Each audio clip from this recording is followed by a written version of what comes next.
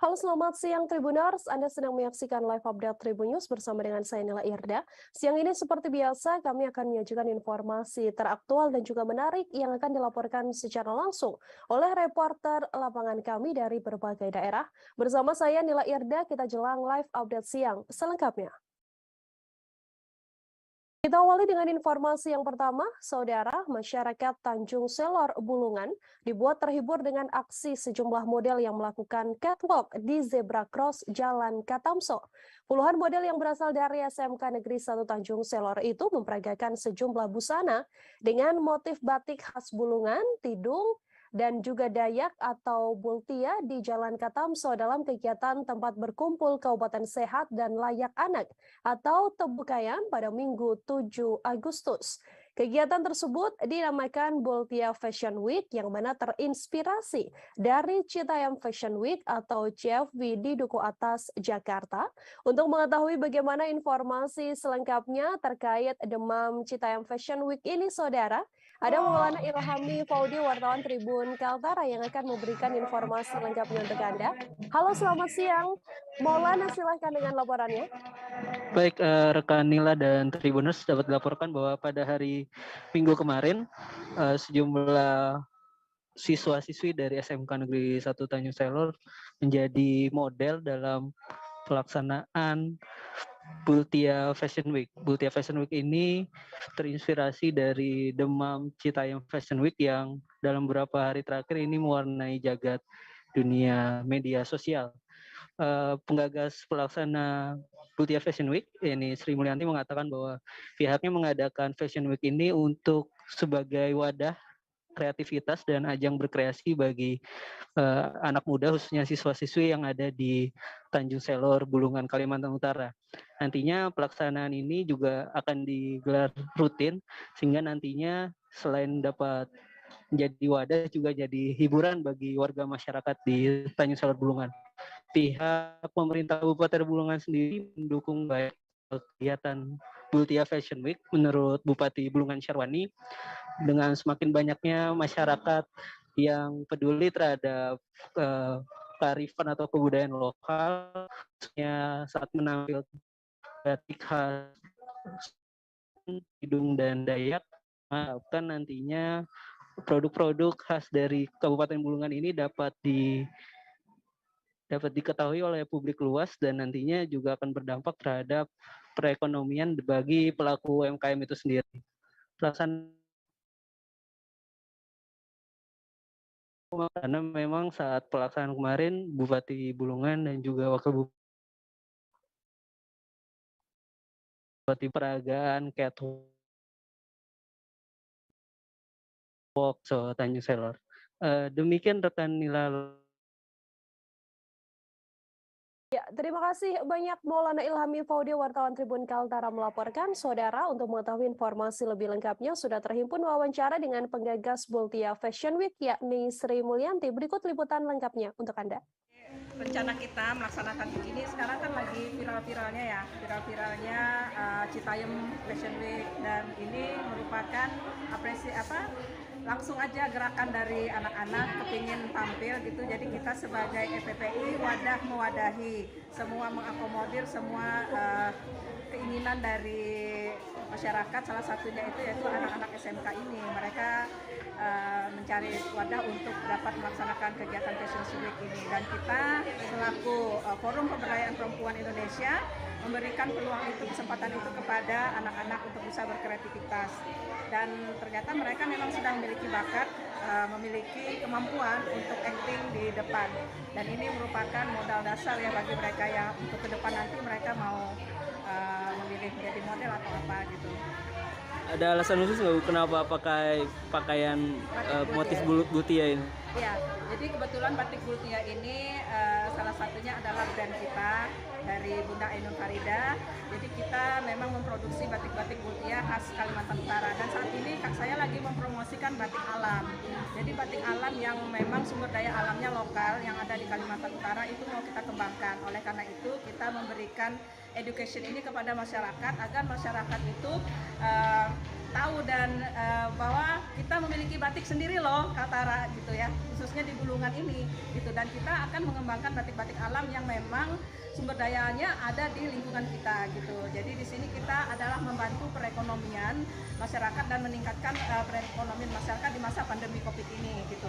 Jadi kita memanfaatkan sumber daya alam yang ada dan memakai juga tenaga-tenaga masyarakat lokal untuk dapat mengembangkan produk batik ini gitu. Jadi tidak hanya Presiden Joko Widodo beserta sang istri hingga sang cucu Tribuners Jan Etes Sri Narendra ikut mengunjungi Solo Car Free Day pada Minggu kemarin. Presiden Jokowi datang sekitar pukul 7:19 waktu Indonesia Barat, yang mana Presiden Jokowi tampak memakai kemeja berwarna putih dan juga jaket merah G20. Presiden tiba di perempatan Gandengan dengan berjalan kaki bersama Iriana serta Jan Etes. Untuk mengetahui bagaimana informasi lebih lengkapnya terkait Presiden Joko Widodo yang menghabiskan waktu dengan sang cucu di Solo, Jawa Tengah ini, sudah ada Tara Wahyu Nur Fitriani, wartawan Tribun Solo yang sudah siap dengan laporannya untuk Anda. Halo Tara, silakan dengan laporan Anda. Baik, selamat siang rekan Nila, selamat siang Tribuners. Presiden Joko Widodo menghabiskan minggu paginya di kediamannya atau di kampung halamannya di Kota Solo dengan berjalan kaki atau berjalan santai bersama istrinya Iriana Joko Widodo dan cucu pertamanya Jan Etes Sri Narendra. Presiden Joko Widodo sendiri untuk pertama kalinya mengajak Jan Etes untuk jalan-jalan di Solo Car Free Day. Mereka datang sekitar pukul 7.19 dengan berjalan kaki sekitar 2 km mulai dari perempatan Gandengan hingga ke kawasan Ngarsopuro. Seperti diketahui Nila, Presiden Joko Widodo memang berada di Kota Solo sejak Sabtu malam, di mana beliau ada kunjungan kerja untuk menutup closing seremoni ASEAN Para Games 2022. Selama perjalanan, Presiden Joko Widodo selain ditemani Iriana dan Jan Etes, Jokowi juga ditemani oleh sang putra yang juga Wali Kota Solo, yakni Gibran Rakabuming Raka. Namun sayangnya Gibran tidak ikut jalan kaki, melainkan Gibran menaiki sepeda lipatnya terlebih dahulu atau seperti membukakan jalan untuk Presiden Joko Widodo. Selain keluarganya, Presiden Jokowi juga ditemani oleh menterinya BUMN, yakni Erick Thohir, serta Gubernur Jawa Tengah Ganjar Pranowo. Keduanya untuk Ganjar sendiri bertemu Presiden Jokowi di rumah dinas Loji Gandrung, di mana rumah dinas ini juga pernah didiami oleh Presiden Jokowi saat menjabat sebagai Wali Kota Solo. Sedangkan Erick Thohir sendiri bertemu dengan Presiden Joko Widodo saat meninjau kawasan Ngarsopuro. Setibanya di Ngarsopuro, Presiden juga sempat melihat-lihat kawasan Ngarsopuro, di mana saat ini sedang dilaksanakan revitalisasi dari sepanjang Ngarsopuro hingga Jalan Gatot Subroto. Dalam kesempatan itu, Wali Kota Solo Gibran Rakabuming Raka mengatakan bahwa memang ada pesan yang disampaikan oleh Presiden Jokowi untuk Gibran sendiri, di mana Presiden Jokowi memberikan amanat atau pesan ke Gibran agar selalu memonitoring pekerjaan di kawasan Ngarsopuro serta beberapa program prioritas di Kota Solo yang sedang dilaksanakan. Presiden berpesan selama monitoring itu untuk agar pengerjaannya selesai pada tepat waktu. Selain berjalan-jalan, Jokowi juga mengajak Jan Etes untuk berbagi susu kotak, di mana susu kotaknya itu adalah milik dari Wali Kota Solo. Seperti itu rekan Mbak. Baik, terima kasih banyak Tara Wahyu Nur Fitriani, wartawan Tribun Solo melaporkan, saudara, terkait aktivitas Presiden Joko Widodo di Car Free Day Solo, Jawa Tengah. Kita beralih ke informasi selanjutnya. Sebanyak 162 jemaah haji asal kota Ambon telah tiba di Masjid Raya Al-Fatah pada Minggu 7 Agustus. Kedatangan jemaah diwarnai isak tangis dan haru keluarga yang menyambut kepulangan jemaah haji tersebut. Sana keluarga juga tak sabar untuk bisa memeluk jemaah haji saat mereka tiba. Terlihat sejumlah kerabat dan juga keluarga dekat memeluk, bersalaman, serta mencium jemaah haji yang telah melaksanakan ibadah haji di Tanah Suci selama 40 hari ini. Untuk mengetahui bagaimana informasi lebih lengkapnya, wartawan Tribun Ambon, Dedi Aziz, sudah siap dengan laporannya untuk Anda. Silakan, Aziz. Ya, terima kasih Nila dan selamat siang Tribuners. Ya, memang kemarin 215 jemaah haji Maluku tiba di Bandara Patimura pada pukul 8.40 waktu Indonesia Timur. para jamaah itu diterbangkan dari Makassar menuju ke Ambon dengan pesawat Lion Air. Satu persatu jamaah haji turun dari pesawat dan ada beberapa jamaah haji yang juga langsung melakukan sujud syukur di bandara. Jamaah haji yang tiba kemarin adalah jamaah haji asal kota Ambon, Kepulauan Tanimbar, Buru Selatan, Maluku Barat Daya, dan Seram bagian timur. Berdasarkan pantauan tribunambon.com di lapangan, terlihat kerabat dan keluarga dekat memeluk salaman dan mencium jamaah yang telah melaksanakan ibadah haji di Tanah Suci selama 40 hari tersebut. Sementara itu, 76 jamaah haji asal kabupaten lain di luar kota Ambon akan transit atau telah transit terlebih dahulu di Asrama Haji Musdalifah Waiheru, kota Ambon. Pada pukul 11 waktu Indonesia Timur, para keluarga dan sanak saudara pun para jamaah haji sudah menunggu sejak pagi sebelumnya. Para jemaah haji yang datang pun langsung menempati kamar-kamar lantai 1 yang sudah disediakan oleh panitia. Setiap kamar sudah ditulisi nama para jemaah haji yang berasal dari kabupaten atau kota di luar kota Ambon.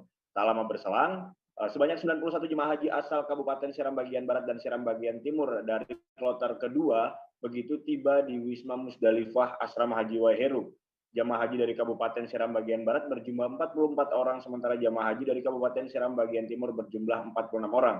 Mereka datang dengan 3 unit bus Damri serta 1 unit bus sekolah dari Bandara Internasional Patimura, dan para jamaah haji tersebut bermalam di Wisma Musdalifah untuk selanjutnya pagi tadi dipulangkan ke daerah asalnya masing-masing. Berdasarkan laporan yang baru saja kami terima saat ini, 61 jemaah haji asal Masohi, Kabupaten Maluku Tengah, baru saja tiba dan disambut langsung oleh Bupati Masohi atau Bupati Maluku Tengah. Begitu, Nila.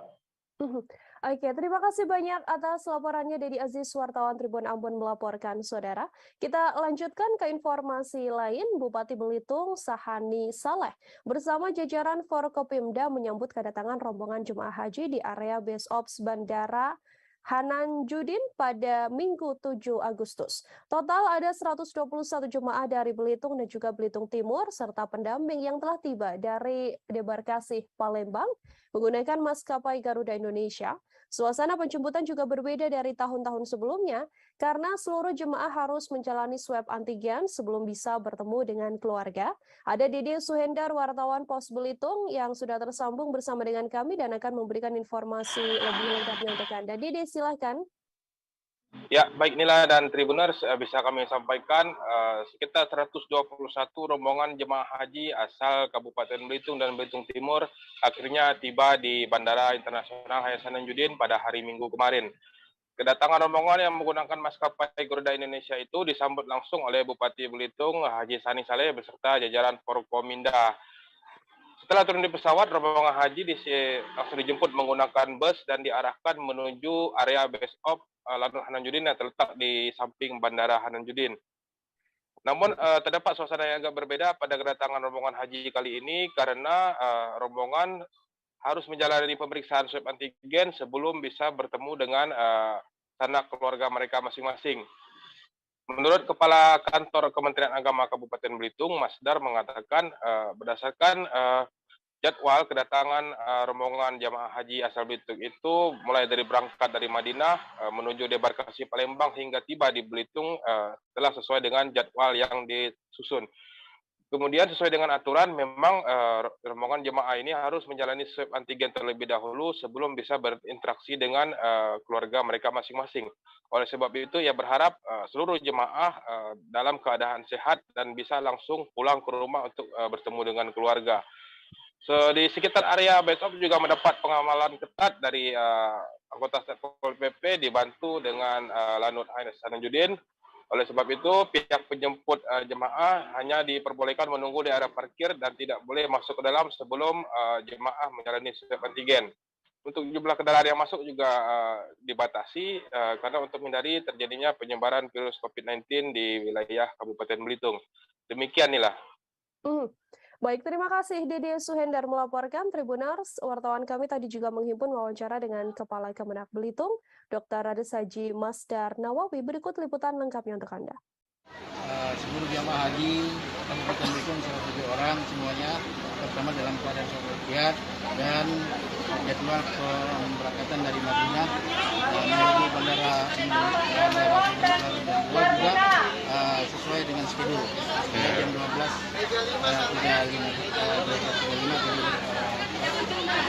alhamdulillah tiba di bandara kita, dan ini ada prosedur terkait pelaksanaan kesehatan ini. Memang seluruh jemaah haji Indonesia semuanya harus di swab antigen. Dengan kita berharap berdoa 107 jamaah haji Kabupaten Bitung, 3 orang jamaah haji Bitung Timur dan 2 orang petugas semuanya dalam keadaan sehat dan semuanya negatif.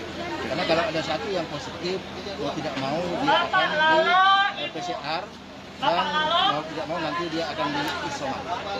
Jadi kita berharap mudah-mudahan semua jamaah haji sehat, dan setelah dari sini mereka langsung bertemu dengan keluarganya, berjemput, bertemu dengan keluarga, dan semua jamaah haji kita doakan mabuk. Amin. Siap, makasih Pak. Wakil Gubernur Nusa Tenggara Timur sekaligus Ketua Komite Olahraga Nasional Indonesia, Tribunars Yosef Naisoi melantik Bupati Franciscus Roberto Diego untuk menjadi Ketua KONI Kabupaten Sika. Pelantikan Ketua dan Pengurus KONI Sika periode 2022-2026 ini berlangsung di Aula Lantai 3 Kantor Bupati Sika pada Sabtu 6 Agustus kemarin. Ketua KONI mengatakan NTT akan menjadi tuan rumah Pekan Olahraga Nasional atau PON pada tahun 2028 mendatang, yang mana Maumere dipastikan menjadi satu di antara tempat perhelatan PON tersebut. Untuk mengetahui bagaimana informasi lebih lengkapnya, Arnold Welianto, wartawan Tribun Flores, sudah tersambung bersama dengan saya dan akan memberikan informasi lebih lengkapnya untuk Anda. Arnold, silakan dengan laporannya. Ya, baik Nila dan juga Tribuners dimanapun berada, dapat saya laporkan dari Kabupaten Sika, Nusa Tenggara Timur. Memang benar Wakil Gubernur Nusa Tenggara Timur, Joseph Naisoi, sekaligus yang menjabat sebagai Ketua Komite Olahraga Nasional Provinsi Nusa Tenggara Timur, melantik Bupati Sika Franciscus Roberto Diego menjadi Ketua KONI Kabupaten Sika, di mana pelantikan Ketua dan pengurus KONI di Sika periode 2022-2026 ini berlangsung di Aula Lantai 3 Kantor Bupati Sika pada Sabtu 6 Agustus kemarin, di mana Ketua KONI Provinsi Nusa Tenggara Timur, yaitu Bapak Joseph Naisoi, mengatakan Nusa Tenggara Timur akan menjadi tuan rumah PON di tahun 2028 mendatang, dan Maumere dipastikan menjadi salah satu tempat perhelatan Pekan Olahraga Nasional tersebut. Alasannya, kata dia, bukan datang dari hubungan emosional, tetapi berdasarkan prestasi yang membanggakan yang telah ditorehkan oleh atlet yang Tanah Sika atau Kota Maumere, yaitu pencaksilat. Menurut dia, olahraga bukan sekedar kompetisi untuk meraih prestasi, namun menjadi ladang industri yang strategis. Kegiatan ini pun disambut baik Bupati Sika, dan hingga saat ini Nila dan juga Tribuners, pimpinan daerah Kabupaten Sika sudah mulai membenahi sarana dan prasarana untuk menyambut perhelatan PON yang akan digelar di Maumere Kabupaten Sika. Demikian Nila. Ya, berbagai persiapan telah dilakukan untuk menyambut NTT, khususnya Maumere, dalam gelaran PON mendatang. Laporan Arnold Welianto, wartawan Tribun Flores. Saudara, kita beralih ke informasi lainnya. PKS dikabarkan Ketua DPW PKS Banten, Gembong R. Sumedi, ditunjuk menjadi bakal calon gubernur Banten. Penunjukan itu dilakukan berdasarkan hasil rekomendasi rapat pimpinan wilayah atau Rapimwil DPW PKS Banten. Setidaknya ada 2 keputusan yang ditetapkan dalam Rapimwil DPW PKS Banten yang digelar pada 4 hingga 7 Agustus. DPW menargetkan bahwa PKS nantinya akan menjadi partai pemenang di Provinsi Banten pada pemilu legislatif tahun 2024. Informasi lebih lengkapnya ada Ahmad Tajudin, wartawan Tribun Banten, yang akan memberikan informasinya untuk Anda. Silakan Tajudin. Baik, rekan Nila dan Tribuners, perlu diketahui bahwa Ketua DPW PKS Banten, Gembong R. Sumedi, ditunjuk sebagai bakal calon gubernur Banten Provinsi Banten. Di mana penunjukan Gembong ini dilakukan berdasarkan hasil rekomendasi dari rapat pimpinan wilayah atau Rapimwil DPW PKS Banten di mana Ketua Majelis Pertimbangan Wilayah PKS Banten, Sanuji, mengatakan bahwa berdasarkan hasil Rapimil yang digelar sejak tanggal 4 sampai tanggal 7 Agustus 2022, di mana DPW PKS Banten memutuskan untuk menunjuk Gembong R. Sumedi sebagai bakal calon Gubernur Banten tahun 2024. Adapun alasannya sendiri, DPW PKS Banten memilih Gembong sebagai bakal calon Gubernur Banten, yaitu Gembong dinilai sebagai kader terbaik yang dimiliki DPW PKS Banten, di mana diakuinya bahwa Gembong merupakan kader yang terbaik yang telah meniti karir sejak menjadi karir di DPC, kemudian menjadi Ketua DPD PKS Kabupaten Serang, hingga sekarang menjadi Ketua Umum DPW PKS Provinsi Banten.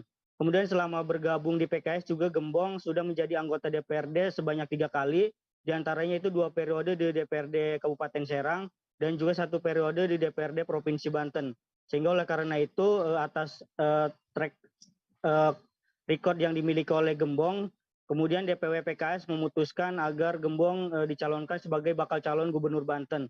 Kemudian untuk selanjutnya, Sanuji mengatakan bahwa ke depan untuk Gembong diminta setelah adanya putusan tersebut untuk segera membuat tim kemenangan, kemudian melakukan sosialisasi dan juga menjalin komunikasi dengan seluruh stakeholder yang ada di Provinsi Banten, Nila.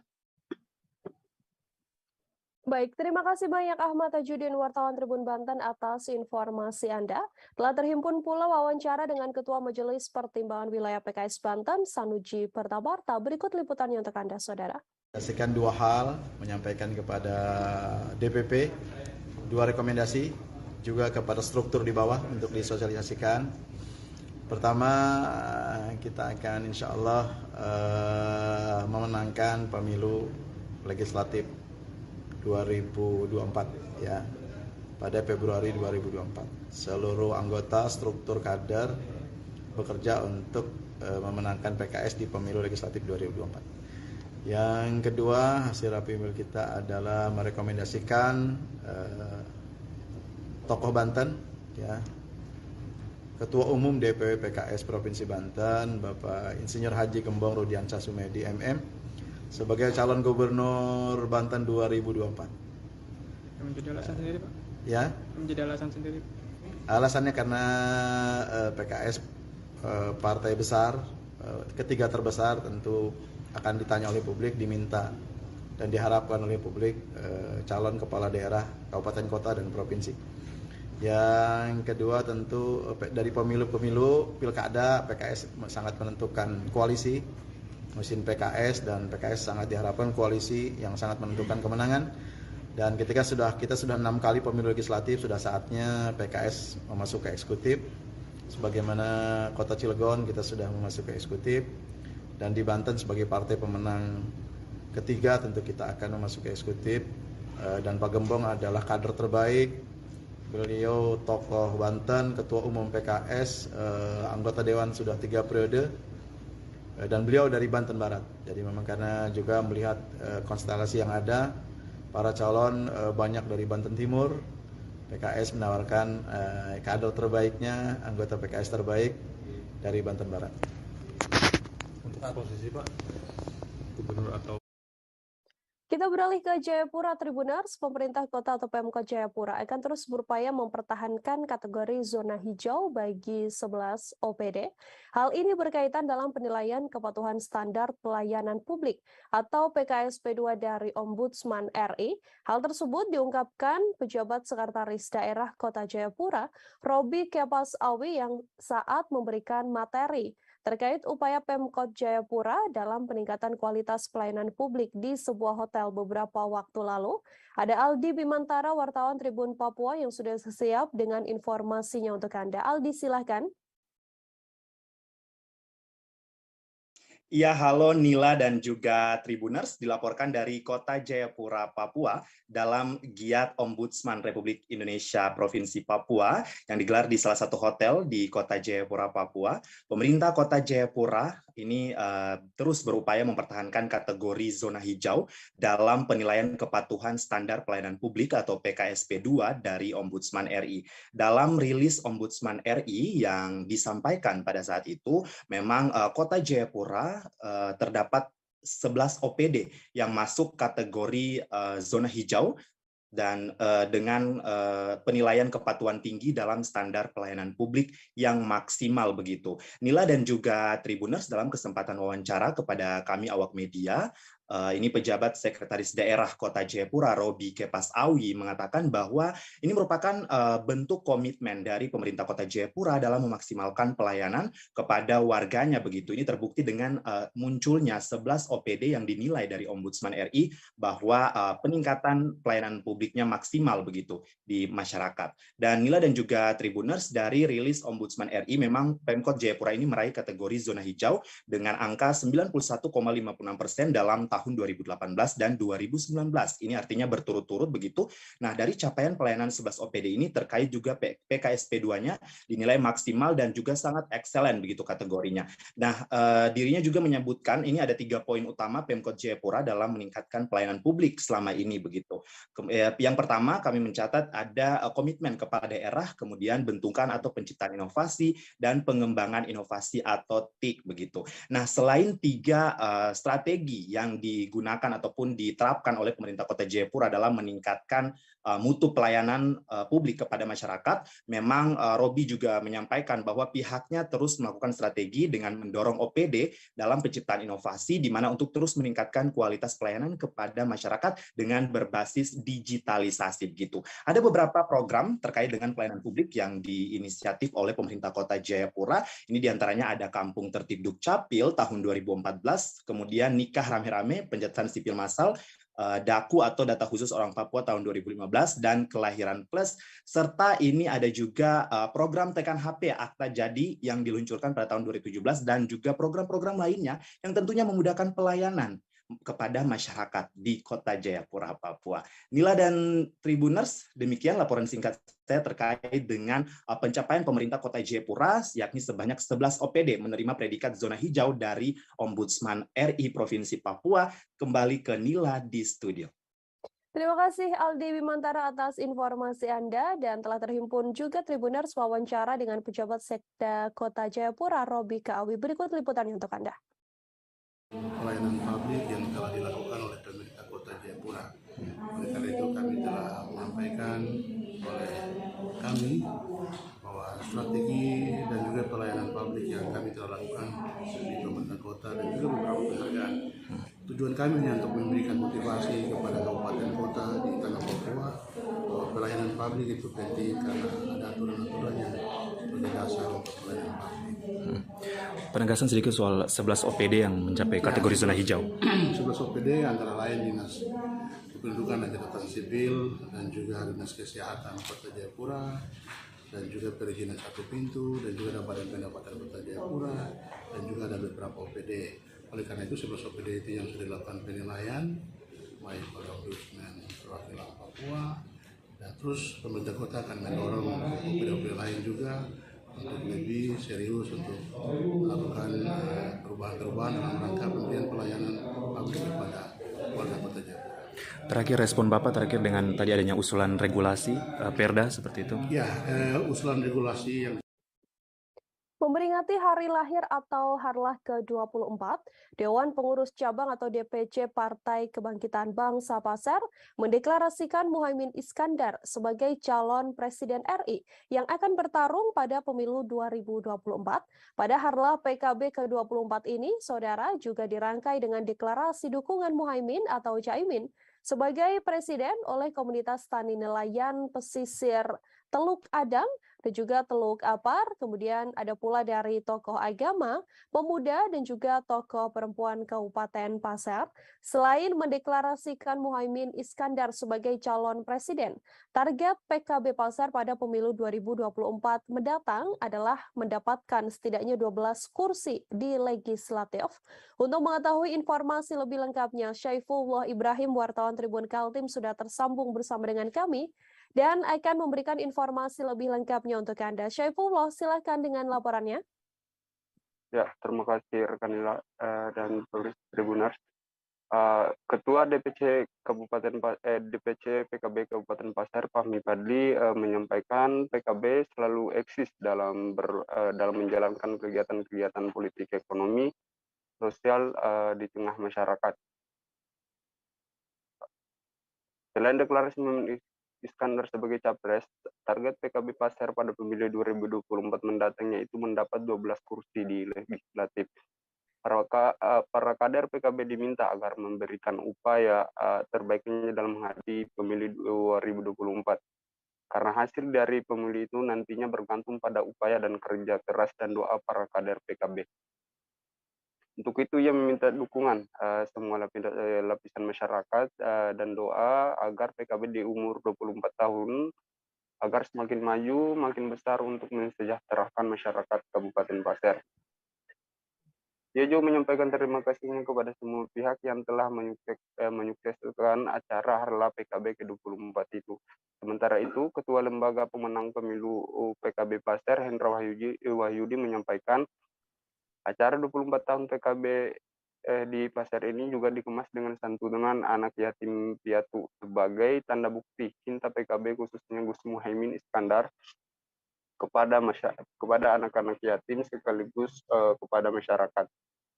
Selama 24 tahun PKB mengabdi, melayani dan berjuang untuk Indonesia, khususnya Kabupaten Pasir, yang dicita-citakan untuk menuju Kabupaten Pasir yang lebih maju, adil, dan sejahtera. Tentunya hal itu tak terlepas dari peran atau dukungan semua pihak lapisan masyarakat yang ada di Kabupaten Pasir. PKB terasa bermakna diiringi oleh kemajuan, pembaruan, pembangunan, perbaikan dalam menuju kemajuan Kabupaten Pasir.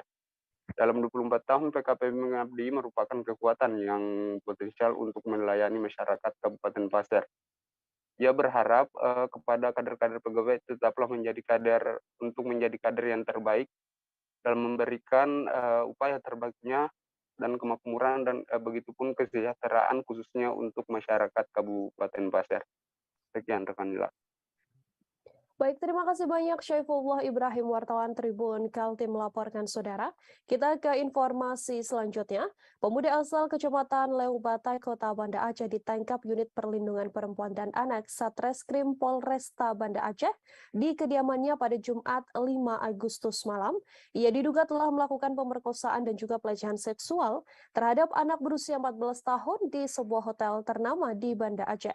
Dilaporkan pemerkosaan dan pelecehan seksual terhadap korban telah dilakukan oleh pelaku sebanyak 2 kali. Kasus ini terungkap seusai orang tua korban melapor ke pihak kepolisian. Untuk mengetahui bagaimana informasi lebih lengkapnya, Indra Wijaya, wartawan Serambi News, sudah siap dengan laporannya untuk Anda. Indra, silakan. Baik, terima kasih rekan Nila. Selamat siang Tribuners. Dapat kami sampaikan telah terjadi kasus pemerkosaan terhadap anak oleh salah seorang pemuda di Kecamatan Lombata, Aceh Besar, berinisial Udin, 20 tahun. Kejadian ruda paksa itu terjadi sekitar pada tanggal 4 Mei 2022 lalu. Kasat Reskrim Polresta Banda Aceh, Kompol Rian Citra Yuda mengatakan modus pelaku melakukan ruda paksa itu pada tanggal 4 Mei 2022 tersangka menjemput korban dengan sepeda motor sekitar jam 2 siang di rumah korban. Setelah menjemput korban, pelaku langsung mengajak korban keliling kota Banda Aceh serta mengajak korban makan siang di salah satu tempat di Banda Aceh. Menjelang malam, pelaku langsung mengajak korban ke salah satu hotel ternama di kota Banda Aceh dengan tujuan melakukan check-in. Setelah tiba di hotel, tersangka melancarkan aksinya dengan melakukan ruda paksa terhadap korban. Sebelumnya korban juga sempat melakukan penolakan terhadap upaya ruda paksa yang dilakukan oleh tersangka. Namun tersangka melakukan ancaman kepada korban dengan mengancam akan menyebarkan video tindak pidana asusila itu ke media sosial.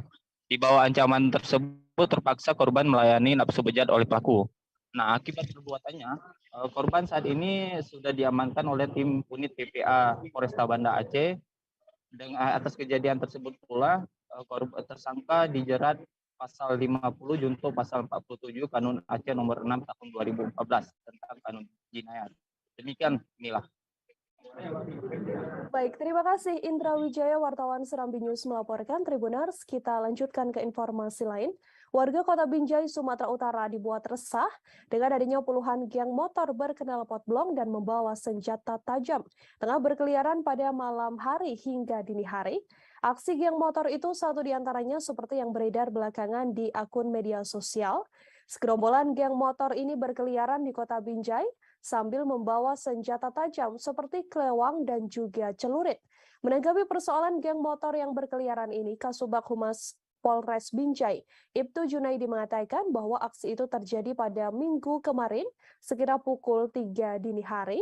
Untuk mengetahui informasi lebih lengkapnya, sudah ada Anil, wartawan Tribun Medan yang tersambung bersama dengan kami dan akan memberikan informasi lebih lengkapnya untuk Anda. Halo Anil, silakan dengan laporannya. Baik, selamat siang Nila, selamat siang Tribuners.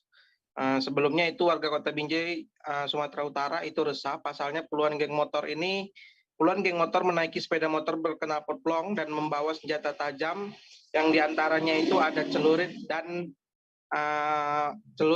kelewang, itu berkeliaran pada malam hari hingga dini hari Minggu tanggal 7-8 Agustus 2022. Seperti yang kita lihat ya di salah satu akun media sosial Instagram yaitu Topik Sunmut, tampak segerombolan ini berkeliaran di sekitaran Kota Binjai.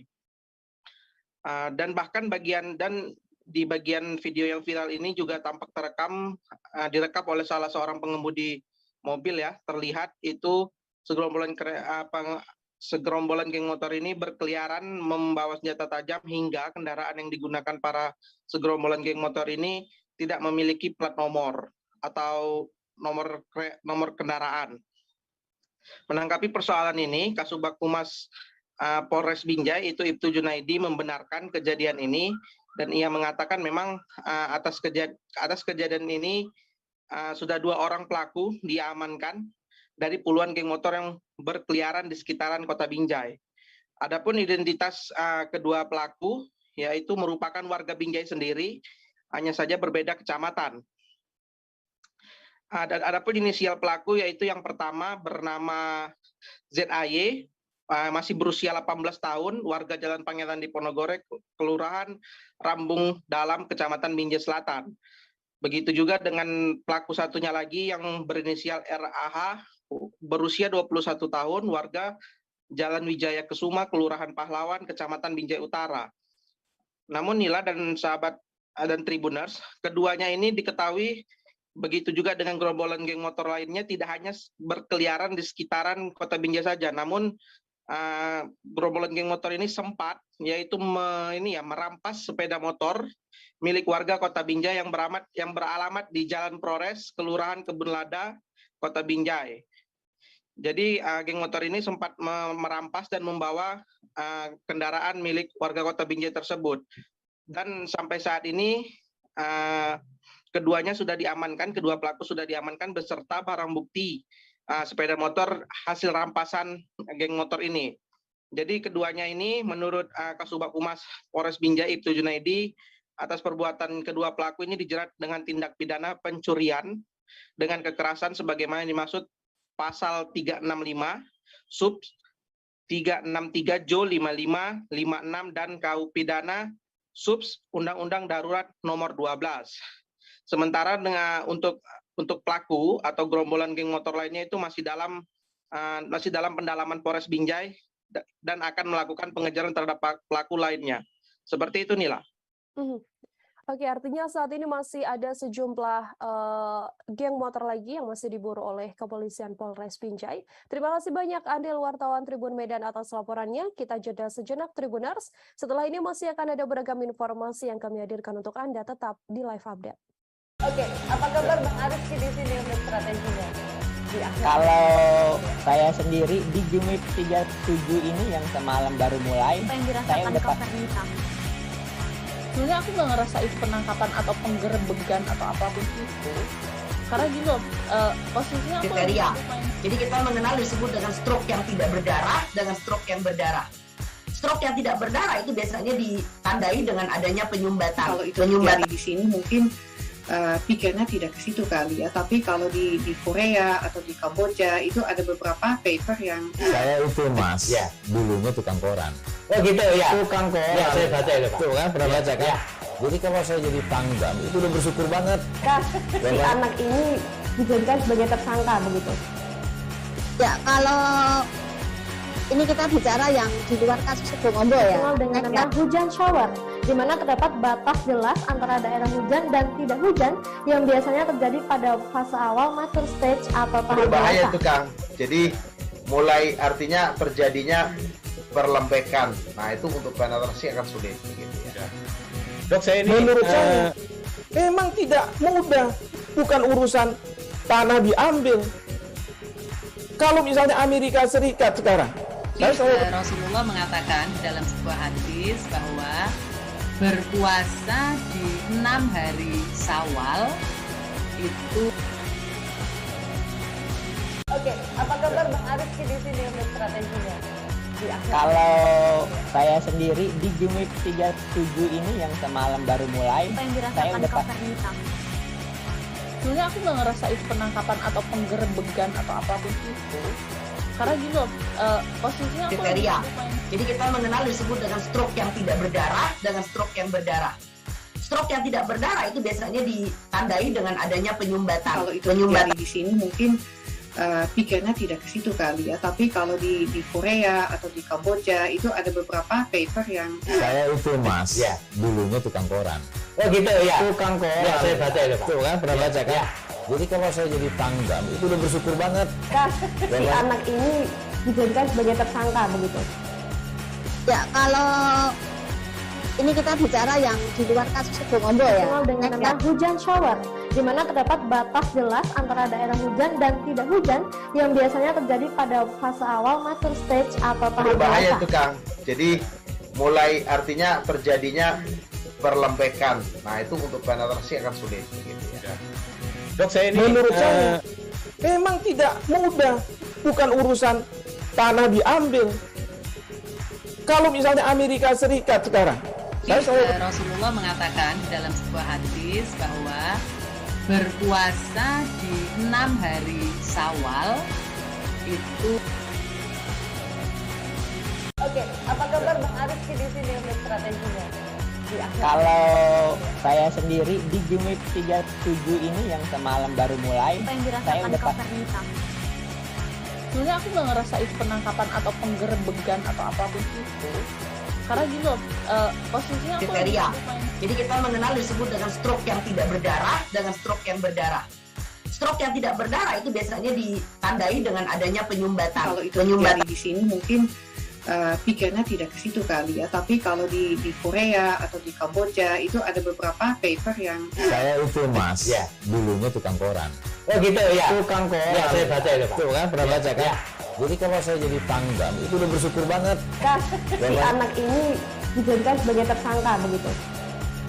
Ya, kalau ini kita bicara yang di luar kasus Sebongombo ya. Dikenal dengan nama hujan shower, di mana terdapat batas jelas antara daerah hujan dan tidak hujan yang biasanya terjadi pada fase awal mature stage atau tahap Berbahaya dewasa. itu Kang.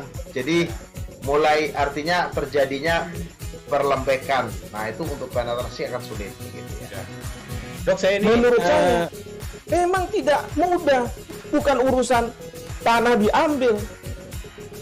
Kalau misalnya Amerika Serikat sekarang, Rasulullah mengatakan dalam sebuah hadis bahwa berpuasa di 6 hari Syawal itu. Oke, apa kabar Bang Arifki di sini untuk strateginya? Kalau saya sendiri di Jumip 37 ini yang semalam baru mulai, Apa yang saya dirasakan udah Kak Fernita? Sebenarnya aku nggak ngerasa itu penangkapan atau penggerebegan atau apapun itu. Karena gini loh, posisinya aku lagi Kriteria. main. Jadi kita mengenal disebut dengan stroke yang tidak berdarah dengan stroke yang berdarah. Stroke yang tidak berdarah itu biasanya ditandai dengan adanya penyumbatan. Kalau itu Anda kembali menyaksikan live update siang bersama dengan saya Nila Irda. Saudara, polisi menemukan ari-ari bayi atau plasenta bayi di saluran got mengarah ke laut di Pasar Lakasi, Jalan Peta Unga, Kecamatan Soreang, Kota Parepare. Informasi berawal dari laporan warga yang melihat adanya darah yang tergenang di WC pasar tersebut. Diduga darah berasal dari seorang perempuan yang menggugurkan bayinya di WC itu. Wanita yang diduga menggugurkan bayi ini sebelumnya diakui keluarga mengalami tumor sehingga perutnya membesar. Ada Yaumil, wartawan Tribun Timur, yang akan memberikan informasi lebih lengkapnya untuk Anda. Selamat siang Yaumil, silakan dengan laporannya. Ya, baik rekan Nila. Jadi bisa saya jelaskan di sini bahwa memang Kepolisian Polres Parepare bersama dengan warga setempat serta dibantu petugas pemadam kebakaran ini melakukan pencarian atau mengidentifikasi lokasi kejadian, yaitu WC di belakang Pasar Lekesi. Nah, pada awalnya tersebar sebuah video dan informasi di WC tersebut tergenang banyak darah. Nah, kemudian di trotoar di Pasar Lekesi juga terdapat percikan darah atau bekas darah yang mengering di trotoar. Dari situ kepolisian kemudian menggali sebuah lubang yang berada dekat dengan WC tersebut untuk mencari bukti-bukti dari dugaan awal. Digali 2 lubang Tribuners, kemudian tidak didapatkan bukti. Namun tidak berhenti sampai di situ. Kemudian kepolisian dibantu damkar menyemprot saluran air yang tersambung langsung ke laut. Kemudian dari semprotan dari mobil damkar itu kemudian didapatkan sebuah ari-ari bayi. Nah, dari situ Tribuners, Kasat Reskrim Polres Parepare menjelaskan bahwa penyelidikan kasus ini masih ditelusuri bagaimana kebenarannya, karena yang bersangkutan ya Kasat Reskrim sudah mengantongi nama dan yang bersangkutan sedang mengalami pemeriksaan atau sedang dirawat di rumah sakit. Nah, kemudian dari sini masih belum diketahui apakah kasus ini adalah aborsi ataupun melahirkan. Namun dugaan awal bahwa yang bersangkutan atau wanita muda yang melahirkan di WC tersebut. Jadi karena ada juga informasi bahwa wanita muda ini dibilangnya tumor, padahal sebenarnya dari keterangan dokter ini dia hamil.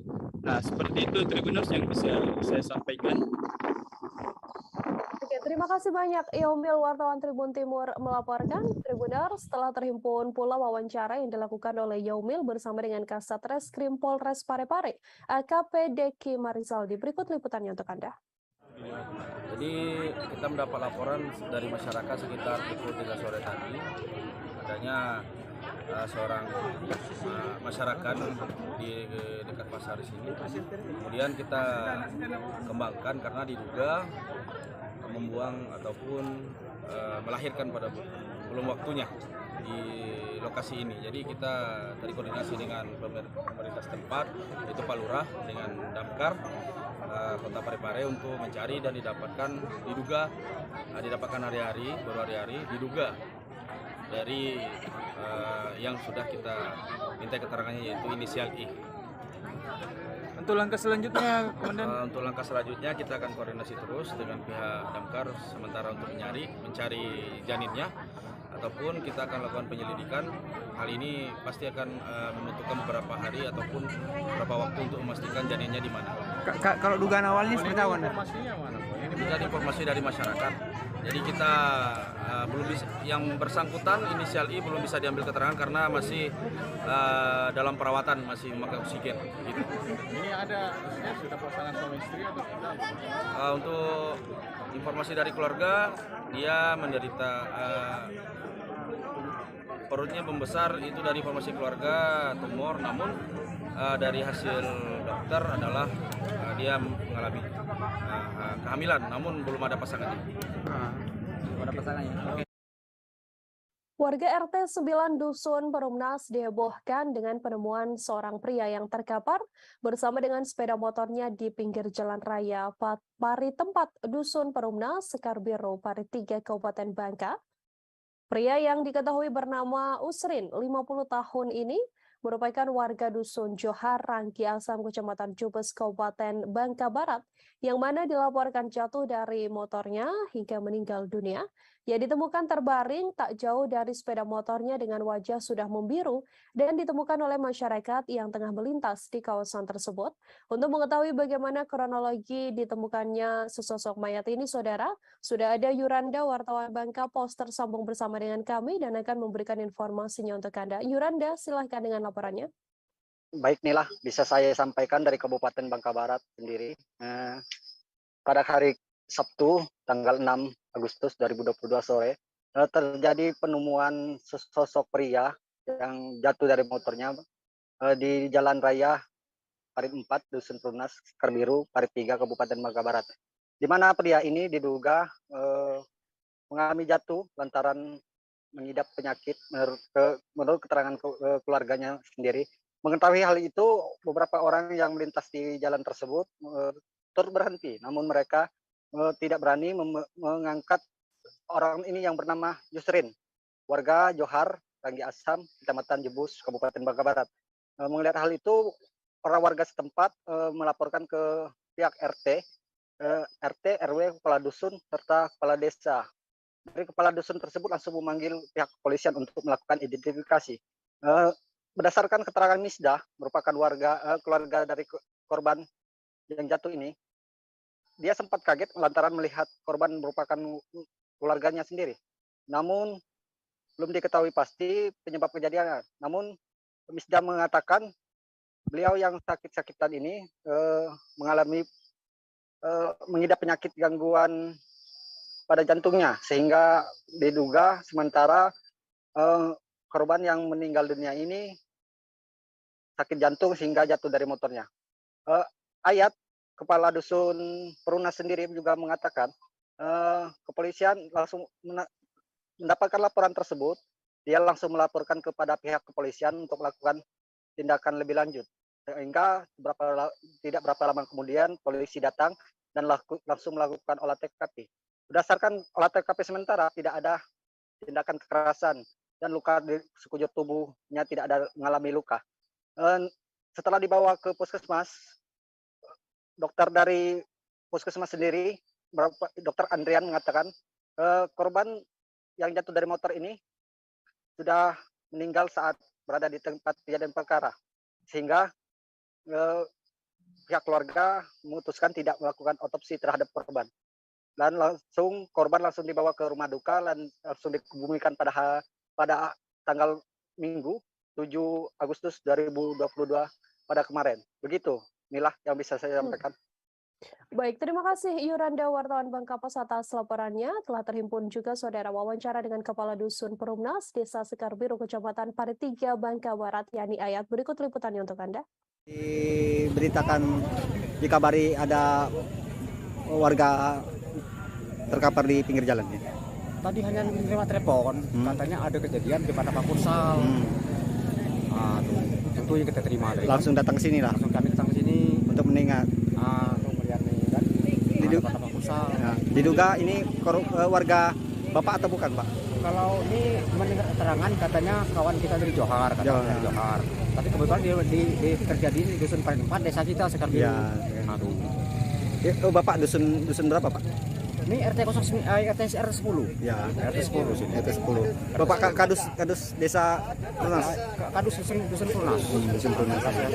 Sekarbiru ya. Ya. Belum diketahui, Pak, penyebab kejadian ini?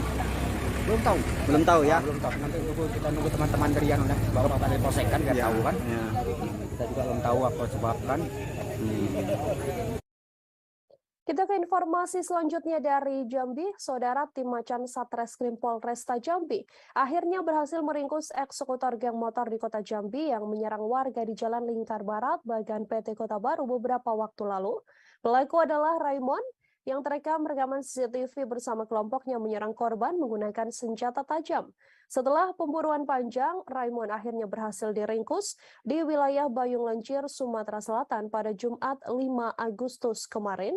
Tak hanya itu, pelaku juga terpaksa harus dilumpuhkan dengan timah panas petugas di bagian kaki kirinya lantaran menyerang petugas saat akan ditangkap kepolisian. Ada Aryo Tondang, wartawan Tribun Jambi yang sudah tersambung bersama dengan kami dan akan memberikan informasi lebih lengkapnya untuk Anda. Selamat siang Aryo, silahkan dengan laporannya. Baik, terima kasih Nila dan selamat siang Tribuners. Kami kembali informasikan memang pihak kepolisian kembali menindak sejumlah anggota geng motor yang meresahkan di kota Jambi. Pada hari Jumat kemarin ada 10 tepatnya Nila, 10 anggota geng motor yang diamankan oleh tim Macan Polresta Jambi dan jajaran, di mana 10 kelompok ini terdiri dari 2 kelompok, maksudnya 10 anggota geng motor terdiri dari 2 kelompok, yaitu geng Kuningan dan geng Lorong Jahit. Nah, di mana salah satu eksekutor yang daripada kelompok ini berhasil dilumpuhkan karena memang saat proses penangkapan yang dilakukan di Bayung Lencir, Sumatera Selatan, pelaku berupaya menyerang petugas dengan senjata tajam sehingga memang diberi tindakan tegas dan terukur atau ditembak di bagian kaki kirinya. Nah, keterangan daripada Kasat Reskrim kemudian dari Wakapolresta Jambi, di mana memang para pelaku ini sudah terlibat di 3 kejadian, di mana mereka juga mempublikasikan aksi-aksi mereka, yaitu dengan membawa senjata tajam, divideokan kemudian diviralkan. Dari keterangan daripada pihak kepolisian sejak beberapa waktu lalu, Nila, motif dari pelaku ini tidak jauh berbeda. Awalnya hanya ingin tawuran antara kelompok, baik antara geng Kuningan, kemudian Lorong Jahit, serta beberapa kelompok yang ada di kota Jambi. Namun dengan sistem COD yang mereka sebut tidak bertemu, artinya saat ada janjian untuk melakukan tawuran, mereka tidak jadi atau dengan alasan tertentu, kemudian kembali daripada titik itu mereka mencari korban secara acak, khususnya mereka mencari korban yang seusia dengan mereka, kemudian mereka membacok dan mengejar. Nah, pihak kepolisian juga masih melakukan pengejaran dengan pelaku-pelaku lainnya yang terlibat di sejumlah serangan yang masuk dalam kelompok ini. Dan sampai saat ini dari keterangan kepolisian, beberapa pelaku itu masih berstatus pelajar, tetapi proses hukum masih tetap berlangsung. Mungkin demikian, Nila. Baik, terima kasih Aryo Tondang, wartawan Tribun Jambi atas informasi Anda, pengungkapan kasus dan juga penangkapan gang motor yang meresahkan warga Tribuners. Kita ke informasi selanjutnya, 6 remaja di Kolong Wasrai tenggelam saat mereka ingin bermain bersama sambil berfoto. Kejadian naas itu terjadi pada Minggu 7 Agustus, sekira pukul 17.30 waktu Indonesia Barat menjelang waktu maghrib. 6 remaja ini menaiki sampan yang sudah lama tidak dipakai. Dari 6 orang tersebut, dilaporkan hanya seorang saja yang bisa berenang, sementara sisanya tak ada yang bisa berenang. Diduga 6 remaja ini tenggelam karena sampan yang dipakai bocor dan kelebihan muatan. Ada Brian Bimantoro, wartawan Pos Belitung yang sudah tersambung bersama dengan kami dan akan memberikan laporan lebih lengkapnya untuk Anda. Brian, bisa diinformasikan bagaimana kronologis kejadian adanya remaja yang tewas karena tenggelam ini? Silahkan.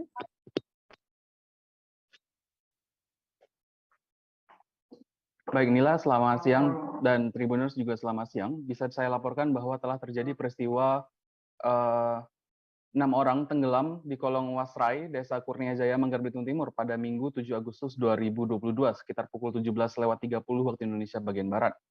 Dari 6 orang tenggelam, 5 diantaranya selamat, yaitu Alpiah 20 tahun, Yanti 21 tahun, Naya, maksud saya 15 tahun, Erik 25 tahun, dan Helen 20 tahun.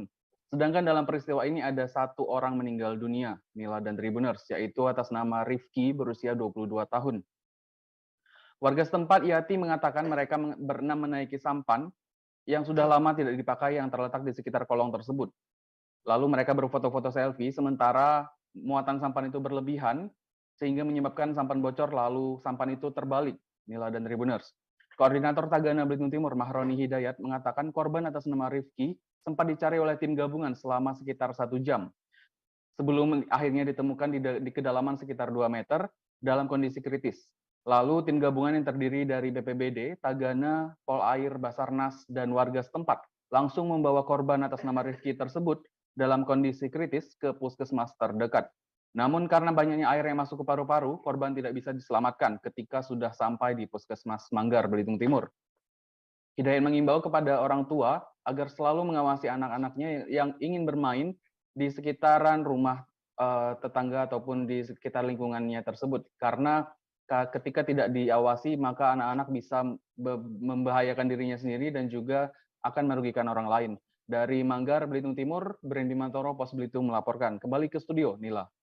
Terima kasih Brian Bimantoro atas informasi Anda. Kita ke informasi selanjutnya. Tribuners, satu unit truk cold diesel menabrak truk pengangkut kayu balak di Jalan Lintas Timur, Kecamatan Bandar Saikijang, Kabupaten Pelalawan Riau, hingga mengakibatkan kendaraan terguling dan juga rusak parah.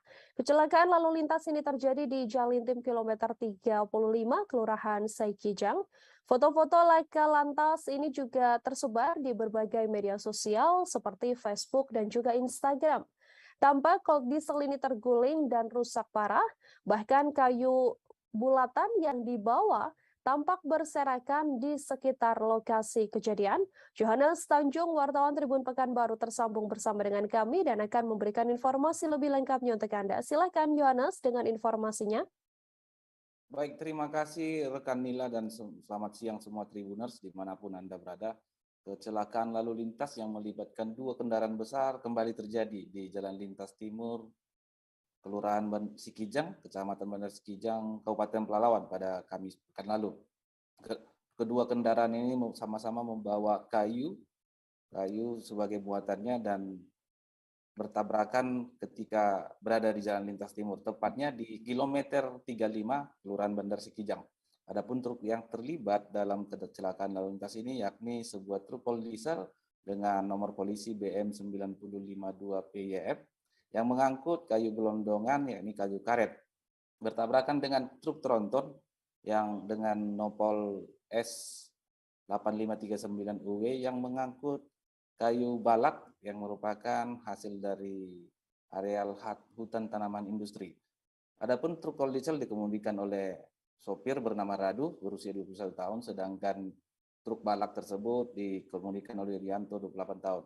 Berdasarkan konfirmasi kami dengan Kasat Lantas Polres Pelalawan, AKP Lili Sulfiani SA menyatakan kecelakaan lalu lintas terjadi ketika truk cold diesel yang dikendarakan oleh Radu bergerak dari Pangkalan Kerinci ke arah Pekanbaru.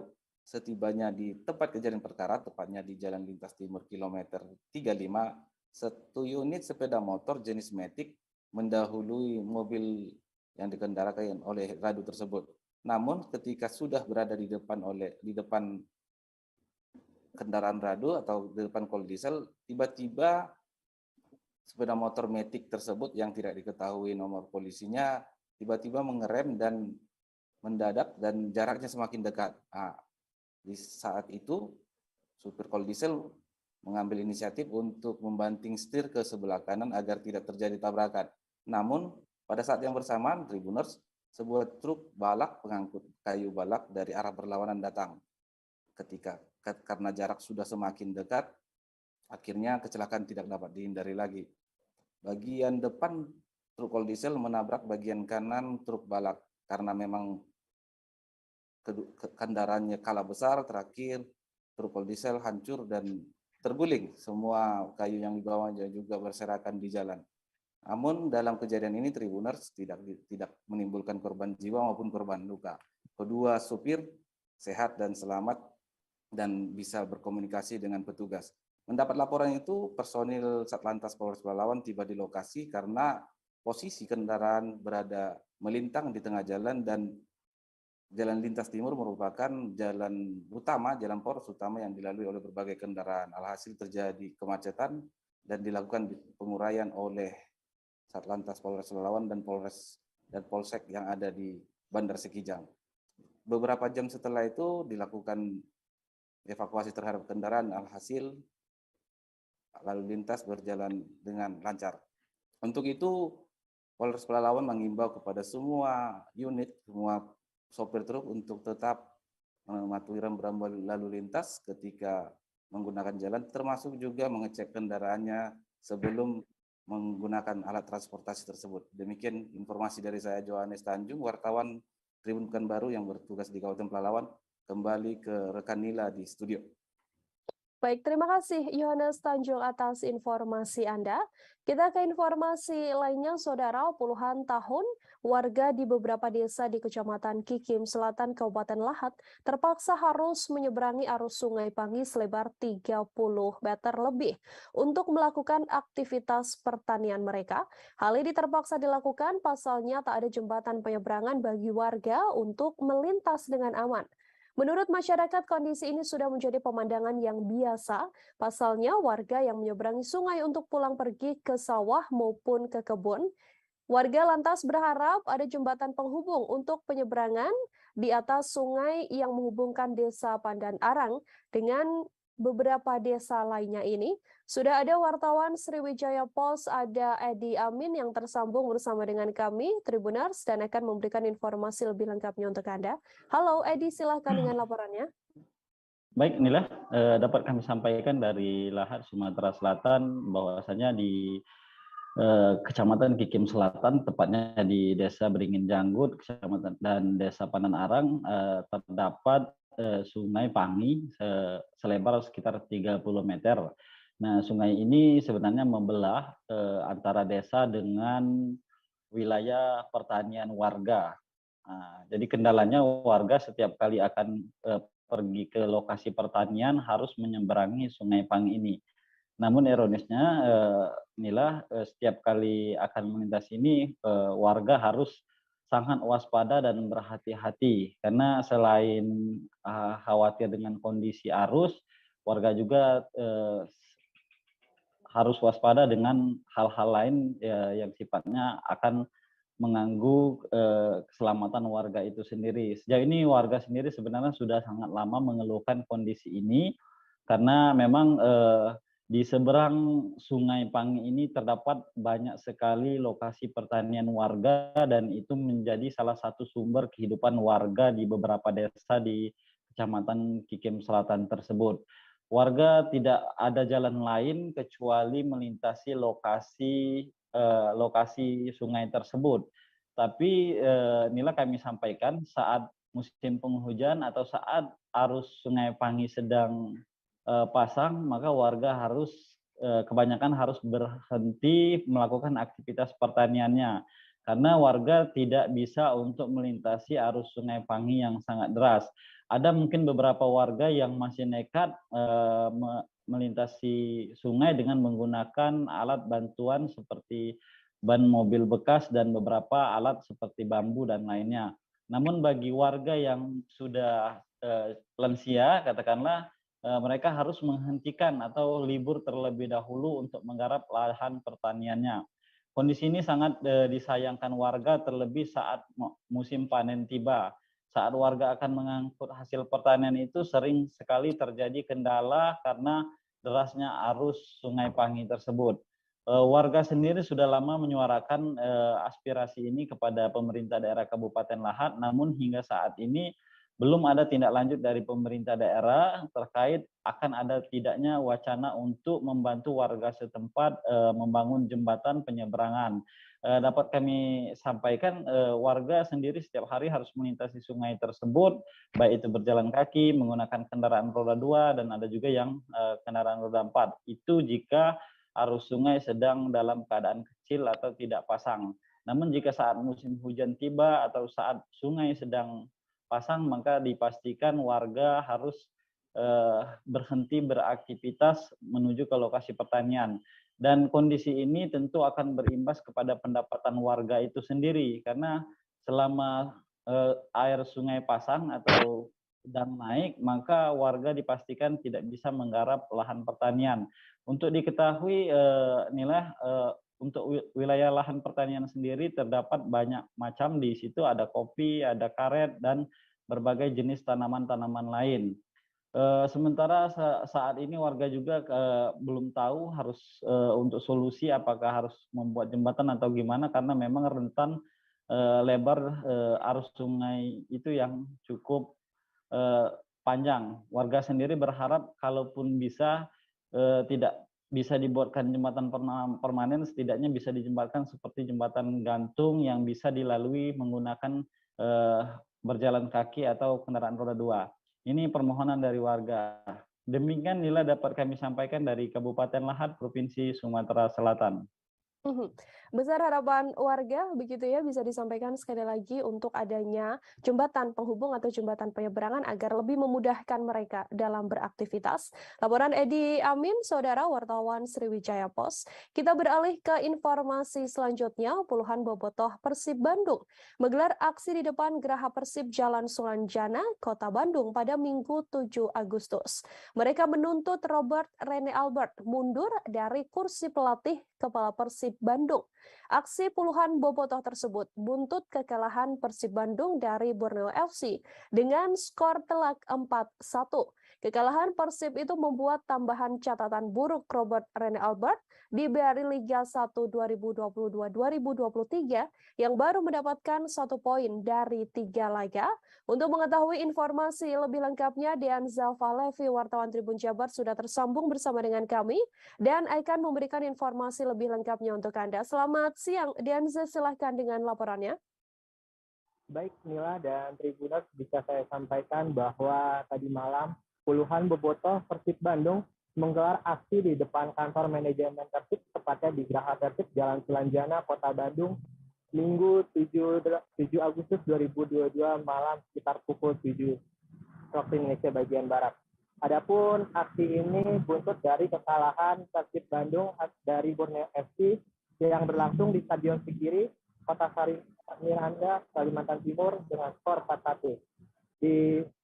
Dengan hasil tersebut, Robert Rene Albert mencatatkan hasil buruknya kembali di dari Liga 1, dirinya hanya mencatatkan 1 poin dari 3 laga awal. Adapun pantauan Tribun Jabar pukul 19.15 waktu Indonesia bagian Barat, terlihat masa aksi telah berkumpul di bagian depan kantor Geraha Persib dengan melakukan menyalakan flare serta nyanyi-nyanyian mengenai Robert Rene Albert out atau untuk desakan kepada manajemen bahwa Robert Rene Albert sudah tidak pantas melatih Persib Bandung, di mana pada masa aksi tersebut mereka bertemu dengan perwakilan dari PT Persib Bandung Bermartabat, yaitu Bunda Ana. Di sana mereka melakukan dialog terbuka, ingin menyampaikan bahwa Robert Rene Albert untuk segera keluar. Namun karena saat itu manajemen sedang tidak berada di kantor Geraha Persib, maka perwakilan dari PT PBB ini akan berjanji menyampaikan aspirasi dari para supporter ini kepada manajemen. Hingga pukul 20 waktu Indonesia bagian Barat, sejumlah massa aksi mulai membubarkan diri setelah menemui perwakilan dari PT PBB, sehingga pada pukul tersebut sudah tidak terlihat kumpul-kumpul dari para bobotoh untuk melakukan aksi. Adapun sementara itu, bobotoh yang tergabung dalam Viking Persib Club atau VPC berencana akan turun ke jalan hari ini, Senin 8 Agustus 2022, di mana pada hari ini juga nantinya para pasukan Pangeran Biru akan kembali ke Bandung. Sebelumnya juga kami juga sudah menghubungi juru bicara Viking Persib Club, di mana berencana memang akan melangsungkan aksi mengenai kepelatihan Robert Rene Albert yang dimana menurutnya sudah habis atau sudah waktunya tidak cocok untuk kepelatihan Persib Bandung ini. Ibro mengatakan dia telah meminta setiap distrik untuk mengirimkan 50 hingga 100 anggotanya untuk mengikuti aksi turun ke jalan dengan mengepung Geraha Persib. Dirinya mengatakan kalau pihak manajemen atau PT Persib Bandung Bermartabat bersikeras akan tetap mempertahankan Robert Rene Albert sebagai pelatih, kami Viking Persib Club akan menurunkan massa sebesar-besarnya. Adapun hingga kini sekarang pukul 13.45 belum ada pergerakan sama sekali di Geraha Persib maupun di Kota Bandung sekitarnya. Jadi akan terus kami pantau. Sekian nilai yang saya sampaikan. Ya, terima kasih Dianza Fahlevi, wartawan Tribun Jabar atas informasi Anda. Kita ke informasi selanjutnya. Tribuners, polisi menangkap seorang preman yang melakukan pungli dengan akses masuk ke pemandian air panas Sidebuk Debok. Untuk mengetahui bagaimana informasi lebih lengkapnya, saudara, sudah ada wartawan Tribun Medan ada Nasrul yang akan memberikan informasi lebih lengkapnya untuk Anda. Halo, selamat siang Nasrul, silahkan dengan laporannya. Halo, selamat siang Nila dan Tribuners sekalian. Dapat saya sampaikan dari Kabupaten Karo, benar adanya penangkapan 3 orang terduga pelaku pungutan liar atau pungli yang beraksi di pintu masuk menuju ke pemandian di Kabupaten Karo. Dari ketiganya ini diamankan selain melakukan aksi pungli, mereka juga melakukan aksi percobaan hingga melakukan aksi penganiayaan terhadap seorang wisatawan yang akan masuk ke objek wisata pemandian air panas Debu ini. Diketahui dari ketiga pelaku ini, aksi yang dilakukan oleh ketiganya ini terjadi pada tanggal 31 Juli 2022 kemarin atau pekan lalu, tepatnya sekira pukul 3 WIB dini hari. Dan kemudian sepekan selanjutnya video dari aksi dari ketiga pelaku ini sempat direkam oleh salah satu korban yang menjadi korban pemukulan hingga handphonenya terjatuh begitu, sempat disenggol oleh salah seorang pelaku begitu.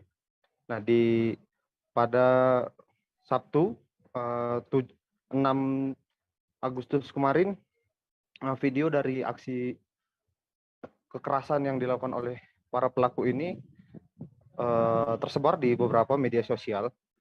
Kemudian atas viralnya video aksi pemerasan dan aksi kekerasan dilakukan oleh para pelaku ini, personel Polsekta Brastagi langsung bertindak cepat hingga akhirnya berhasil mengamankan ketiga pelaku pada Minggu tanggal 7 Agustus 2022 kemarin sekira pukul 1 WIB dini hari begitu, Nila.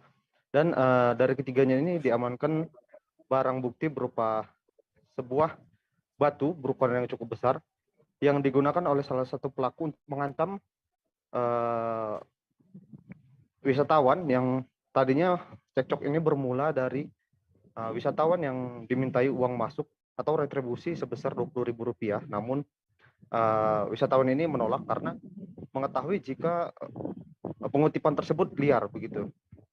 Kemudian dari cekcok yang berlanjut, setelah wisatawan ingin kembali pulang, namun cekcok masih terus berlanjut sehingga salah satu dari pelaku ini mencoba untuk mengancam dengan mencoba menghantamkan satu buah batu gitu.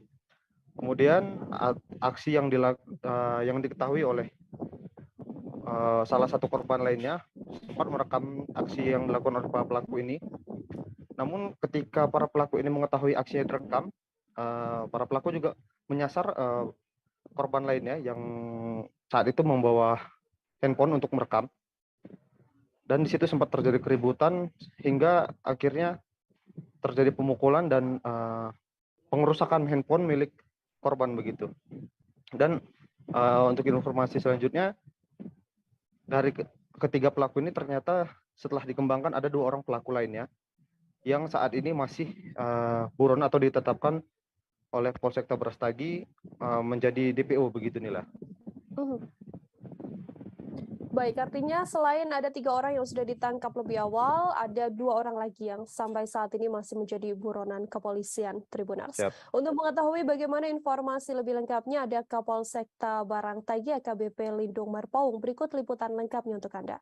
Jadi pada hari Minggu, tanggal 31 Juli, sekitar pukul 03.40 WIB, telah terjadi tindak pidana pengancaman dan penganiayaan yang dilakukan bersama-sama oleh tersangka bisa dahulu. Adapun inisial tersangkanya adalah TB, JB, dan SB. Yang SB ini belum tertangkap sampai sekarang, jadi kita lakukan DPO. Modus awalnya sama dengan seperti kasus-kasus yang sudah terdahulu, melakukan penyetopan terhadap para wisata yang akan melaksanakan mandi di Desa Dahulu maupun Selamat Gunung. mereka mengancam masyarakat untuk membayar per orang juga 10.000. Karena sebagian daripada masyarakat itu tidak mau memberikan, karena sudah ada himbauan-himbauan dari pemerintah, khususnya dari Polsek Brastagi, yang sudah kita laksanakan hampir lebih 2 tahun. Namun hal ini tetap terus terulang dilaksanakan oleh masyarakat. Jadi mereka memaksa masyarakat. Apabila tidak memberikan uang sesuai dengan permintaan daripada para pelaku, mereka disuruh pulang. Karena sebagian masyarakatnya tidak mau pulang, sehingga dilakukan pemukulan, penganiayaan sesuai dengan pasal 351. Kalapas Tarakan kembali bersinergi, saudara, untuk menemukan pengendali sabu dari lapas. Hingga Minggu 7 Agustus, mereka bersama dengan tim sudah mengerahkan sejumlah tim lain dan berupaya mencari nama yang dimaksudkan pihak Satgas Pamtas dan juga Reskoba Polres Nunukan. Bahkan mereka juga telah melakukan razia sejak Sabtu 6 Agustus. Untuk mengetahui informasi lebih lengkapnya ada Andi Pausia, wartawan Tribun Kaltara, yang akan memberikan informasi lebih lengkapnya pada Anda. Halo, silakan Andi Pausia dengan laporannya. Ya, baik rekan Nila, selamat siang Tribuners. Bersama saya Andi melaporkan dari Tarakan, Provinsi Kalimantan Utara. Ya benar, pihak lapas kelas 2A Tarakan merespon pengungkapan kasus sabu-sabu sebesar 1 kilogram yang dilakukan penangkapan terhadap BDS, warga asal Tarakan, tepatnya di wilayah Pos Dalduk Aji Kuning, Sebatik Tengah, Kabupaten Nunukan, pada hari Jumat kemarin sekitar tanggal 5 Agustus 2022 yang dilaksanakan oleh Satgas Pamtas RI Malaysia, Yornamed 18 Komposit. Dan menindaklanjuti pemberitaan tersebut setelah diterbitkan di media, pihak lapas kelas 2A Tarakan sebelumnya dari pihak Satgas mengeluarkan pernyataan bahwa informasi yang dihimpun dari hasil tangkapan tersebut, informasinya yang dihimpun dari Reskoba Polres Nunukan ada 3 nama yang diduga pengendali dari lapas Tarakan. Sehingga dalam hal ini pihak lapas kelas 2A Tarakan segera melakukan konfirmasi hal tersebut, dan dikatakan Kepala Lapas kelas 2A Tarakan, Bapak Arimin, dalam hal pengungkapan sabu pihaknya siap bersinergi, berkolaborasi, dan sangat terbuka kepada aparat penegak hukum dalam rangka membantu proses penyelidikan dan proses penyidikan jika memang benar terbukti ada warga binaannya terlibat dalam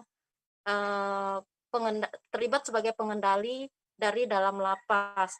Nah, dan menindaklanjuti informasi tersebut juga pihaknya sudah melakukan dan berupaya mengerahkan tim melakukan pencarian sejak tanggal ditayangkan, dan itu dilakukan hingga hari Minggu tanggal 7 Agustus 2022 kemarin. Pihaknya bahkan di hari Sabtu malam atau malam Minggu, pihaknya juga sudah melakukan razia. Memang meskipun razia ini adalah razia rutin yang dilakukan dalam sepekan 2 kali di Lapas Kelas 2 Tarakan. Dan dalam hal ini ia menegaskan kembali bahwa Lapas Tarakan tidak akan tertutup untuk hal tersebut. Ia sangat terbuka dan siap berkoordinasi dengan pihak BNN, juga dengan pihak TNI dan juga pihak Polri untuk mendukung percepatan penangkapan pelaku. Namun setelah dilakukan pengusutan, dilakukan pencarian nama, memang ada nama-nama yang dimaksud oleh Satgas Pamtas tidak ditemukan di dalam lapas tersebut. Meski demikian pihaknya akan terus berupaya melakukan pencarian. Dan juga pada hari Sabtu di tanggal 6 Agustus 2022 tepatnya malam Minggu kemarin, pihaknya sudah melakukan penggeledahan di kamar warga binaan dan juga penggeledahan pribadi kepada warga binaan. Ini dalam rangka mewujudkan program zero handphone, zero pungli, zero narkoba dan senjata tajam, atau yang biasa disebut dalam program mereka zero halinar, dan ini sudah dilaksanakan hampir setiap pekan, dan dalam setiap pekannya bisa sampai 2 kali dilaksanakan. semua personel dilibatkan dalam kegiatan razia internal yang dilaksanakan di lapas tersebut, dan personel menyasar seluruh warga binaan, menyasar seluruh kamar-kamar warga binaan, dan memang hasilnya ada ditemukan beberapa benda terlarang, dan benda terlarang itu langsung akan dimusnahkan oleh pihaknya. Dalam hal ini kegiatan Zero Halinar, yakni razia yang dilaksanakan di Lapas Tarakan sebagai dukungan dan sebagai upaya mewujudkan Lapas Tarakan dalam rangka mencegah terjadinya peredaran narkotika yang ada di Lapas Tarakan. Demikian rekan Nila.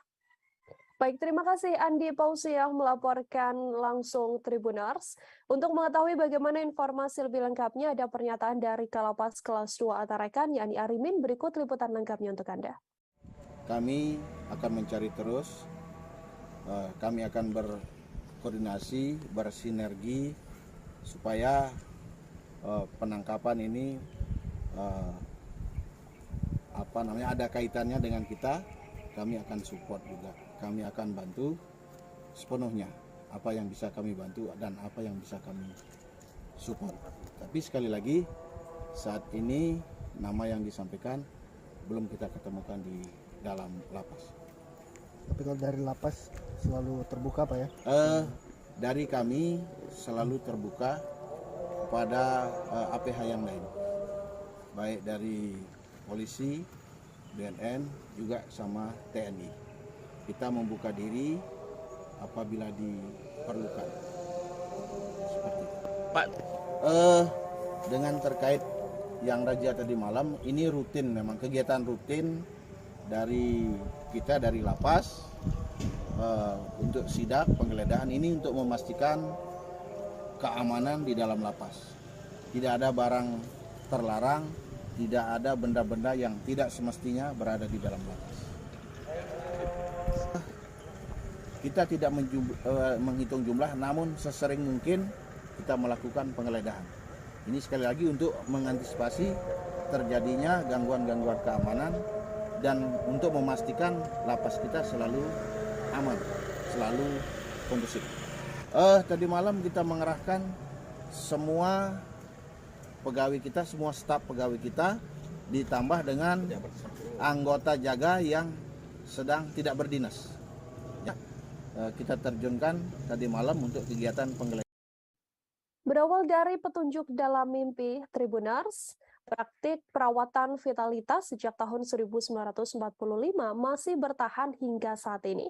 Kini praktik tersebut dijalani oleh Akmal, lelaki Parubaya kelahiran Sukabumi yang merupakan cucu ketiga dari almarhumah Maerot atau yang kerap disapa Maerot. Dirinya merupakan satu dari puluhan anggota keluarga Maerot yang meneruskan praktik legend di ranah perawatan vitalitas tersebut. Untuk mengetahui bagaimana informasi lebih lengkapnya, sudah ada Randy Rutama, wartawan Warta Kota, yang akan memberikan informasi lebih lengkapnya untuk Anda. Halo, selamat siang Randy, silahkan dengan laporannya. Ya baik, terima kasih rekan Mila. Praktik perawatan vitalitas organ vitalitas Maerot yang berkembang hingga saat ini. Akmal 40 tahun selaku cucu ketiga dari almarhumah Haja Maerot berprofesi saat ini untuk mengembangkan tradisi praktik dari neneknya tersebut. Terbukti Akmal hingga saat ini sudah membuka di kawasan Cawang, Jakarta Timur, tepatnya di Jalan Otis Dewi Sartika, nomor 44, RT 7 RW 10, Kecamatan Cawang, Jakarta Timur. Ya. Akmal juga mengungkapkan tradisi atau praktik dari perawatan organ vitalitas Maerot ini sudah berlangsung sejak tahun 1945, yang dimana Akmal menegaskan praktik ini berawal bukan dari neneknya tersebut atau Maerot itu sendiri, melainkan berawal dari ibunya Maerot, yakni bernama Mak Lai. Di mana Mak Lai sudah terlebih dahulu yang menguasai ilmu dari perawatan organ vitalitas ini. Kemudian Mak Lai pada saat itu belum membuka praktik perawatan seperti yang Mbak Ero jalani, yang dimana Mak Lai pada pertama kali mendapatkan ilmu tersebut yakni berawal dari mimpi. Akmal menjelaskan mimpi tersebut Mak Lai pada malam hari dia didatangi oleh seseorang yang kemudian memberikan petunjuk berupa petunjuk berupa ayat-ayat Al-Quran dan kemudian diharuskan untuk dipelajari, dan ternyata ia merasa petunjuk itu yang membuat ia harus membuka praktek hingga saat ini. Di mana Akmal juga menegaskan praktek Maerot ini juga kerap kali disalahgunakan atau banyak digunakan dari oknum-oknum tertentu yang dimana mengatasnamakan Maerot, sehingga Akmal bertanggung jawab atas Akmal merasa harus bertanggung jawab akan adanya ini, sehingga dia harus membuat langkah yakni membuat haki yang dimana harusnya produk-produk Maerot tidak disalahgunakan dan harus jika digunakan harus mendapat persetujuan dari pihaknya. Baik, Nila, mungkin itu saja bisa saya sampaikan.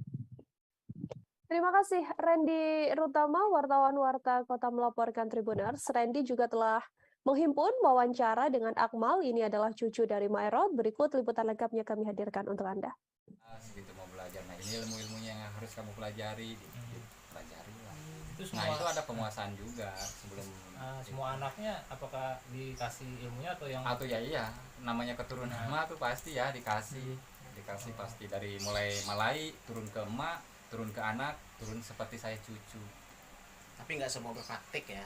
Nggak semua memang betul. Ada juga sebagian yang menggunakan nama emak gitu tanpa dasar yang aslinya. Gitu. Jadi nggak belajar banget tapi coba-coba gitu. Nah gitu. Kalau ini mah udah teruji gitu ya. Alhamdulillah selama ini udah cukup lumayan. Waktu itu belajar berapa lama pertama kali ya? Kalau untuk pembelajaran itu nggak lama sih, awalnya cuma 7 hari seminggu.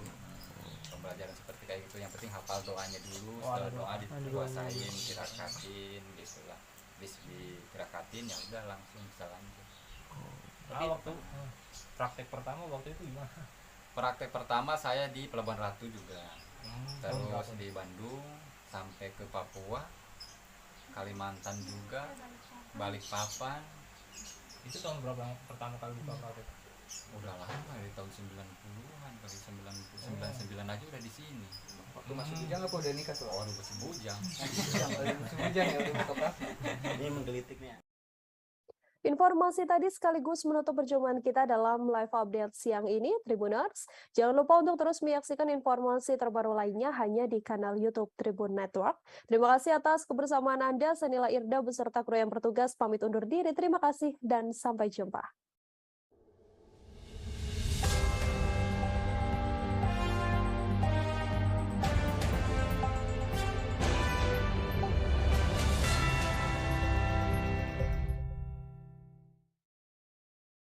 Jangan lupa like, subscribe, dan share ya!